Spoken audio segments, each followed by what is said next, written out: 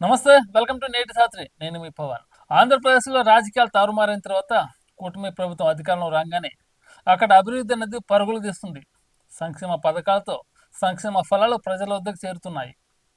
ఇప్పుడు ముఖ్యమంత్రిగా చంద్రబాబు నాయుడు, ఉప ముఖ్యమంత్రిగా పవన్ కళ్యాణ్ తన పరిపాలన విధానంతో తమ యొక్క నైపుణ్య అభివృద్ధిని రోజు రోజుకి ఆంధ్రప్రదేశ్ ప్రజలకు చెరువుగా ఉంటున్నారు. ప్రజలతో మమేకమవుతున్నారు. ప్రజలకు కావాల్సింది ఇస్తున్నారు. ప్రజలకు ఏం కావాలో దగ్గర నుండి చూసుకుంటున్నారు. ఇదే తరహాలో కూటమి ప్రభుత్వం ఇలాగే కొనసాగితే రాబోయే రోజుల్లో ఆంధ్రప్రదేశ్ ఎంతగా అభివృద్ధి చెందుతుందో మాటల్లో చెప్పలేం. ఆంధ్రప్రదేశ్లో జరుగుతున్న అభివృద్ధి గురించి చెప్పాలంటే నేటి జాతర ఒక అద్భుతమైన సంచికను ప్రచురించింది. అదేంటో చూద్దాం ఇవాళ. ప్రధాని శంకుస్థాపనలతో కూటమి ప్రభుత్వంలో జోస్. నేడు ఏపీ పర్యటనకు రానున్న ప్రధాని నరేంద్ర మోదీ. ఎప్పుడైతే ఆంధ్రప్రదేశ్లో కూటమి ప్రభుత్వం ఏర్పడదో ప్రజలకు ఒక కొత్త ఆశ చిగురించినాయి. ఇంకా చాలా రోజుల తర్వాత వర్షం పడితే ఎలా ఉంటుంది, అలా ఉందన్నమాట ఆంధ్రప్రదేశ్ ప్రజలకు. గత 4 సంవత్సరాల పరిపాలన విసిగెత్తిపోయారు జనాలు, చిరాకు పడిపోయారు. ఏం చెయ్యాలో దిక్కుతోచని స్థితిలో పడ్డ ఆంధ్రప్రదేశ్కు కూటమి ప్రభుత్వం రాగానే ఒక చిరుజల్లు పడితే ఎలా ఉంటుంది, రైతు మొహంలో చిరునవ్వు వస్తే ఎలా ఉంటుంది, అలా ఉండదన్నమాట ఏపీ ప్రస్తుత పరిస్థితి. నేడైతే ఏపీకి ప్రధాని నరేంద్ర మోదీ రానున్నారు.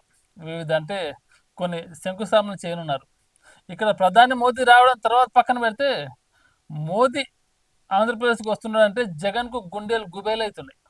ఎక్కడ కేసులు ఓపెన్ చేస్తాడో, ఎక్కడ పార్టీ ఓపెన్ చేస్తాడో, ఎక్కడ మళ్ళీ బొక్కలకు దోస్తాడని భయం.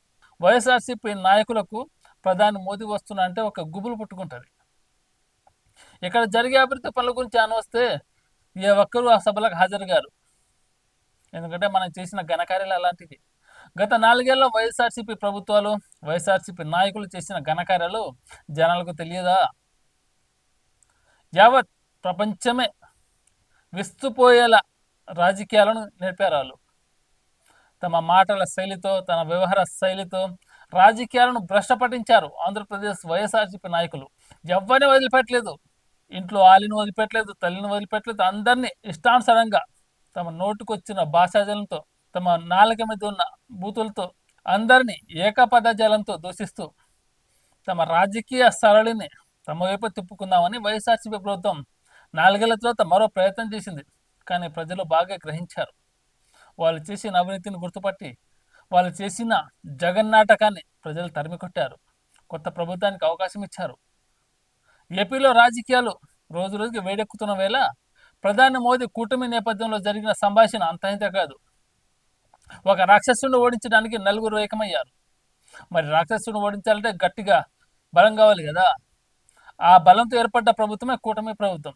ఇటు టీడీపీ, జనసేన, ఇటు బీజేపీ కూటమి ప్రభుత్వాలు కలిపి వైఎస్ఆర్సీపీని నీళ్ళకి తొక్కేశారు.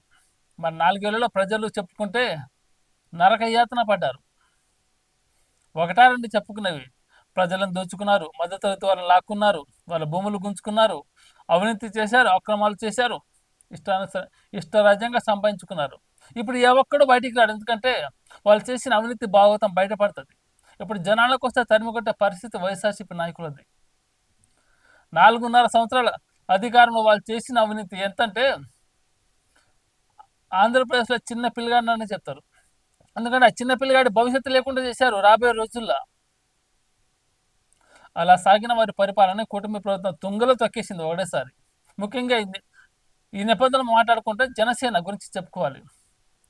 పవన్ కళ్యాణ్ పార్టీ స్థాపించిన 15 సంవత్సరాల తర్వాత ప్రపంచ చరిత్రలో ఏ రాజకీయ నాయకుడికి దక్కిన ఘనత పవన్ కళ్యాణ్కి దక్కింది. 21కి 21 కొట్టి పడేశాడు. ఇచ్చిన మాట ప్రకారం, అన్న మాట ప్రకారం వైఎస్ఆర్సీపీని పక్కన పడేశారు. అసెంబ్లీ గేట్ను కూడా తాకనిన్నాడు. కనీసం ప్రతిపక్ష హోదా కూడా రానివ్వలేదు. మరి గత ప్రభుత్వ నాయకులు మాటలు ఇచ్చినట్టు సవాల్ చేశారు. ఏమని, ఈసారి కూడా 171 వస్తాం, మేము ఈ కూటమి ప్రభుత్వాన్ని తొక్కి పడేస్తాం, ఈ నాయకులందరినీ జైల్లో వేసేస్తాం అని విమర్శించారు. వ్యంగ్యాస్త్రాలు ప్రదర్శించారు. అడ్డు వచ్చిన అధికారులను కొట్టారు. చివరికి పవన్ కళ్యాణ్ సినిమాలను ఆపేశారు. ఇష్టరాజ్యంగా సినిమా టికెట్లను తగ్గించేశారు. టార్గెట్గా పెట్టుకున్నారు జనసేన నాయకుల్ని, జనసేన కార్యకర్తలను. ఎక్కడ పడితే అక్కడ అక్రమంగా కేసులు పెట్టారు, అక్రమంగా బెదిరించారు, అవసరమైతే వాళ్ళ ఆస్తులను లాక్కున్నారు. ఇదంతా చేసిన కూటమి ప్రభుత్వం ఊరుకుందా? సైలెంట్గా ఉంది. సింహం సైలెంట్గా ఉంది కదా అని కూటమి ప్రభుత్వంతో వైఎస్ఆర్సీపీ అధికారం ఉన్నప్పుడు ఆడుకుంది. కానీ ఒక్కసారిగా వైఎస్ఆర్సీపీని తుంగలో తొక్కేసి కూటమి ప్రభుత్వం ఒక మహా ఉజ్వలంగా పైకి లేచింది. ఇప్పుడు అదే కూటమి ప్రభుత్వం ఆంధ్రప్రదేశ్ని అభివృద్ధి వైపు తీసుకెళ్తుంది. ఒడిశాలో ప్రవాసీ భారతీయ దివాసును ప్రారంభించిన మోదీ విశాఖ వాసులకు నెరవేరిన రైల్వే జోన్ కళ. మళ్ళీ రైల్వే జోన్ అంటే ప్రతి ఒక్కరికి కళ. రైల్వే జోన్ వస్తే ఆ ఊరు పారిశ్రామికంగా అభివృద్ధి చెందుతుంది. అక్కడ పరిశ్రమలు వస్తే ఇరుగు పొరుగు ఉన్న ఊర్లు బాగుపడతాయి.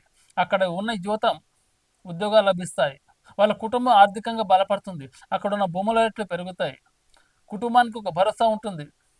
రైల్వే జోన్ అనేది ప్రతి ఊరికిలా, ప్రతి ఒక్క ఊరికి రైల్వే రావాలని. మరి ఆ దిశగా కుటుంబ ప్రభుత్వం రైల్వే జోన్ కళ నెరవేర్చింది మొదటి సంవత్సరంలోనే. మరి ప్రధాని మోదీ రాకతో ఆంధ్రప్రదేశ్కు ఇంకెన్ని ఫలాలు చిగురుస్తాయో అని ఆంధ్రప్రదేశ్ ముఖ్యంగా విశాఖ వాసులు ఎదురు చూస్తున్నారు. ఈ రైల్వే శాఖ ఒకటేనే కాదు, ఇటు స్టీల్ ప్లాంట్ ప్రైవేటీకరణ జరుగుతుందా లేదా అనేది. మరి స్టీల్ ప్లాంట్ ప్రైవేటీకరణ గురించి గత ప్రభుత్వం వైఎస్ఆర్సీపీ అధికారులు ఉన్నప్పుడు చేయని రాజకీయ డ్రామాలు లేవు. 20 మంది ఎంపీలను ఇవ్వండి, కేంద్ర మెడలోంచి తాను జగన్ 21 మంది ఎంపీలను ఇచ్చారు. ఏం చేశాడు? ఢిల్లీకి వెళ్ళి ప్రధాని మోదీ కాలు పట్టుకున్నాడు, మెడ కిందికేసుకున్నాడు. జనం నవ్వుతున్నారు చూసి.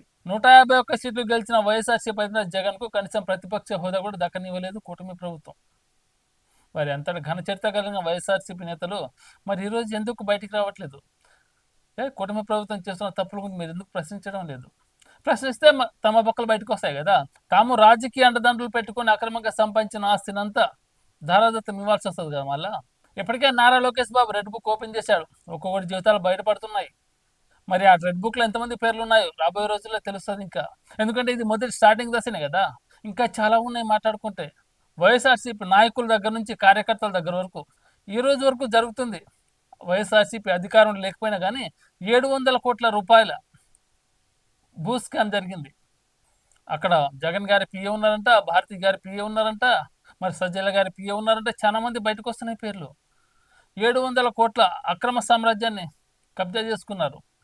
మరి ఏం అధికారంలో ఉండి కూడా అంత దోచుకున్నారు. అధికారం లేకున్నా కానీ తర్వాత ఇలా బతకాలని ఆలోచన విధానంతో ముందు చూపింది. ముందు చూపుతోటి తర్వాత అధికారంలో రాకపోతే మేము ఇలా బతకాలనే దానికి ఇదొక ఎగ్జాంపుల్ అన్నమాట. చేతిలో అధికారం ఉంది కదా అని ఇష్టం దోచుకున్నాం. అధికారం కోల్పోతే మన పరిస్థితి ఏంటి? అప్పుడు కూడా బతకాలి కదా. అదనమాట వైఎస్ఆర్సీపీ ప్రజలకు ఇచ్చిన మంచి సందేశం.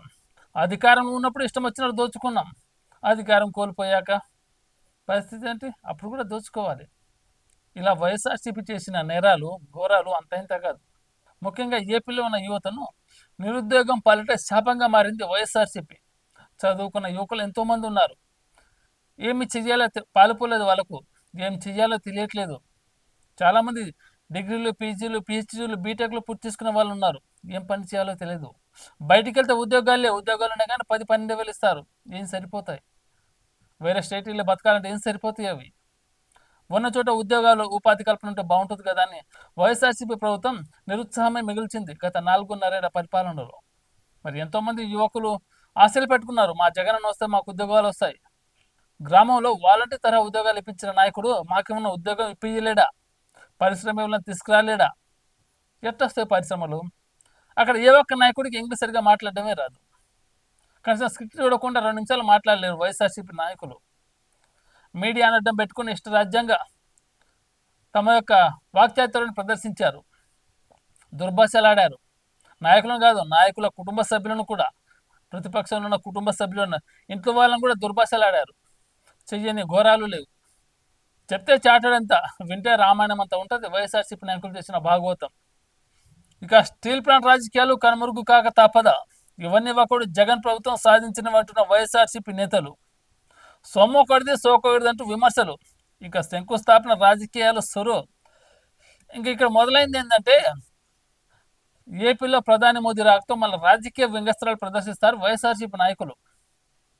ఎందుకంటే వైఎస్ఆర్సీపీ అధికారంలో ఉన్నప్పుడు ప్రధాని మోదీ కూడా వచ్చారు, కానీ ఏ ఒక్క అభివృద్ధి పనులకు శంకుస్థాపన చేయలేదు. కారణం అక్కడ బలం లేదు. ఇప్పుడు కూటమి ప్రభుత్వం అధికారంలో రాగానే ప్రధాని మోదీ రాకతోటి కొత్త ఉత్సాహం వచ్చింది ఆంధ్రప్రదేశ్లో. కొత్త ఆశలు చిగురుస్తున్నాయి. కొత్త నాయకులతోటి, కొత్త పరిపాలనాధికారులతోటి, కొత్త పరిపాలన విధానం ముందుకెళ్తుంది. ప్రజల్లో వెళ్తున్న తీరు చూస్తుంటే అందరూ ఆశ్చర్యపోతున్నారు. ఏకంగా సీఎం అంతటి వ్యక్తి ఇంటికి వెళ్ళి పెన్షన్ అందించడం అనేది ఏ రాష్ట్ర చరిత్రలో జరిగిందా? ఒక డిప్యూటీ సీఎం పవన్ కళ్యాణ్ అటవీ ప్రాంతంలోకి వెళ్ళి ఆ అటవీ ప్రాంతంలో ఉన్న గిరిజనుల కళ నెరవేర్చాడు. ఎప్పుడో గత 7 ఏళ్ల కిందట వెళ్ళిన నాయకుడు మళ్ళీ ఈసారి కొత్తగా వెళ్ళి అక్కడ ఉన్న సమస్యలు తెలుసుకొని వారికి ఏం కావాలి, ఏముంటే బాగుంటుంది వాళ్ళ జీవన విధానం, వాళ్ళ అవసరాల మీదకి ఏం అవ్వాలి అని తెలుసుకొని అన్ని సమకూర్చి వచ్చిచ్చారు. అది ఒక నాయకుడికి ఉండాల్సిన లక్షణం. మొత్తానికైతే ఆంధ్రప్రదేశ్లో ప్రధాని మోదీ రాకతో కొత్త ప్రభుత్వంకి కొత్త ఆశలు చిగురించాయి. మరి ప్రధాని మోదీ రాకతో ఇటు వైఎస్ఆర్సీపీ నాయకులు గుండెలు గుబులమంటుంటే ఆంధ్రప్రదేశ్లో యువతకు కొన్ని ఉపాధి కల్పిస్తాయని, కొత్త కొత్త పరిశ్రమలు వస్తాయి, యువతకు ఉపాధి లభిస్తుంది, కొత్త కొత్త పారిశ్రామికవేత్తలు వస్తారు, ఎంతోమంది యువకులు ఉపాధి బాట పడతారు. నిరుద్యోగాన్ని పూర్తిగా తరిమివేయాలని కూటమి ప్రభుత్వం చేపట్టిన ఈ యాత్ర ఈ 5 ఏళ్లలో ఎంతో పైకి ఎదగాలని, ఆంధ్రప్రదేశ్ను నిరుద్యోగ రహిత రాష్ట్రంగా మార్చాలని మనస్ఫూర్తిగా కోరుకుంటున్నాం.